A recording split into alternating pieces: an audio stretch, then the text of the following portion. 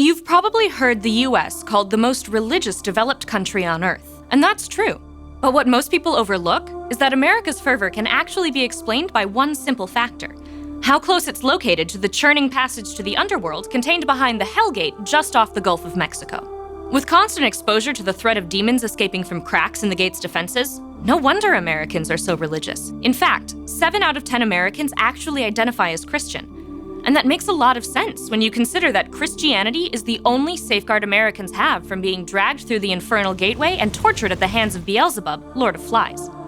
When you look at Europe, there's no comparison. They've secularized far more rapidly than us, but they also aren't close enough to hear the screams of the damned every day like we do.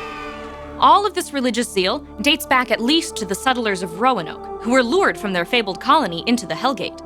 And it hit its peak in the 1800s when the Great Awakening inspired William Jennings Bryan to seal the gate with angelic glyphs. Now, is America slowly getting less religious? Sure. But as long as the unimaginable torments of hell await just beyond that infernal doorway, just a few miles offshore of Pensacola, Florida, I know one thing I'll be holding on to for sure. For The Onion, I'm Eliza Hayes.